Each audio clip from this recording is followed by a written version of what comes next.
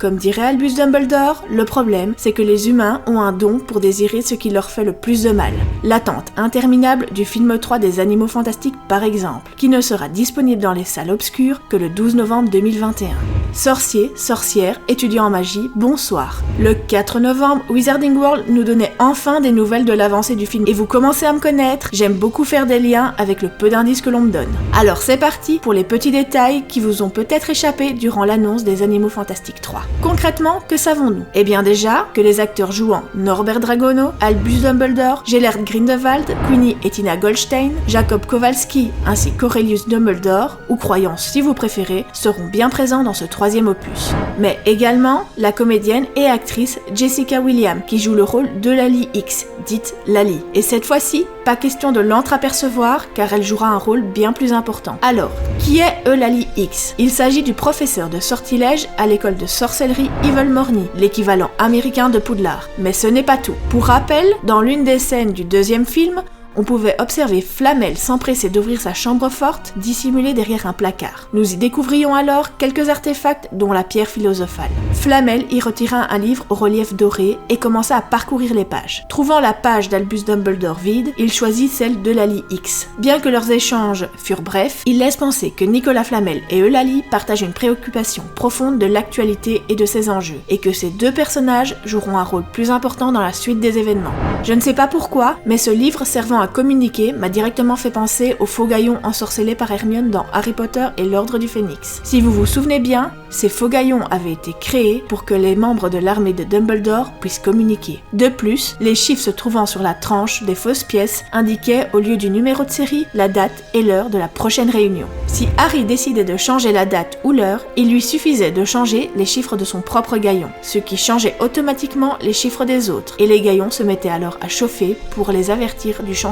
Ingénieux, n'est-ce pas, pour ne pas se faire repérer? Et j'ai bien l'impression que ce livre remplit le même genre de rôle, même si la magie proposée est bien plus avancée. Et justement, en parlant de Harry Potter et l'Ordre du Phénix, nous retrouvons sur le livre la gravure d'un phénix stylisé. Tiens donc, je suis dès lors bien en droit de me demander, et si l'Ordre du Phénix n'avait pas été fondé par Dumbledore dans les années 1970 pour empêcher l'ascension de Voldemort au pouvoir, mais qu'elle existait bien avant. Si vous avez vu ma vidéo sur Sirius Black, vous savez de quoi je parle. Et si l'Ordre du Phénix était à la base une organisation secrète à échelle mondiale, dont l'objectif était de lutter contre la menace grandissante de certains mages noirs. L'Ordre du Phénix aurait une histoire bien plus ancienne que l'on ne pense, avec des membres dispersés aux quatre coins du globe et pas centrés en Angleterre, et surtout pouvant communiquer via ce livre. Pour récapituler par la barbe de Merlin, il est envisageable que Nicolas Flamel, Albus Dumbledore et Eulalie X fassent partie de l'Ordre du Phénix. Vous sentez la hype monter? Moi oui. Bref, continuons. Dans les Animaux Fantastiques, on aime voyager. Après l'Amérique avec une escale à New York,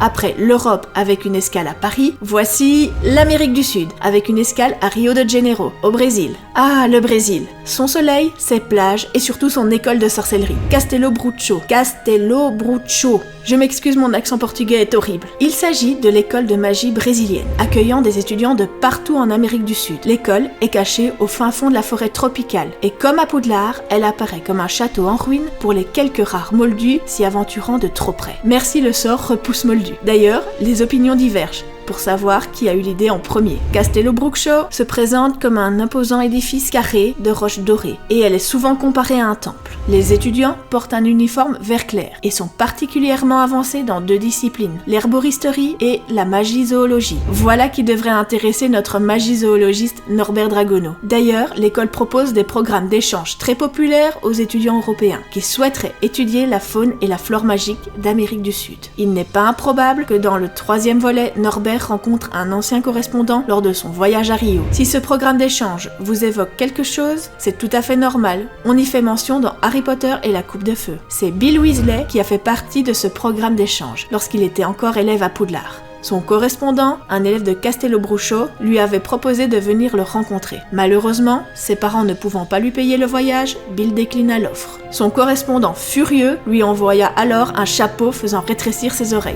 Voilà. Ce qui est également intéressant de savoir, enfin surtout pour Norbert Dragono, c'est que l'école et les terrains sont protégés par les Kepora, des petits esprits velus, fort malicieux et incroyablement espiègles. Ces petits esprits, la nuit tombée, veillent sur les étudiants et les créatures vivant dans la forêt. Et j'espère sincèrement qu'on pourra les observer dans le prochain film. De façon plus cinématographique, c'est une fois de plus David Yates qui réalisera le film. Pour rappel, il a également réalisé Harry Potter et l'Ordre du Phénix, Harry Potter et le Prince de Sang Mêlé, ainsi que Harry Potter et les Reliques de la Mort, partie 1 et partie 2. Par contre, gros changement côté scénaristique. J.K. Rowling travaillera maintenant aux côtés de Steve Kloves, qui je vous rassure n'est pas inconnu au bataillon puisqu'il a scénarisé la plupart des Harry Potter. Nous voilà rassurés. Et voilà qui clôture cet épisode. J'espère qu'il vous aura plu et vous aura donné quelques indices sur le prochain film. Je vous rappelle qu'un sorcier dans sa communauté est un sorcier heureux. C'est pour cela que je vous invite à faire partie de mon coven en vous abonnant et en me suivant sur les réseaux sociaux et également à faire fuir les détraqueurs en lâchant votre expecto patro like. Un like et un partage sont parfois bien plus puissants que l'Ordre du Phénix. Sorciers, sorcières, étudiants en magie, au revoir.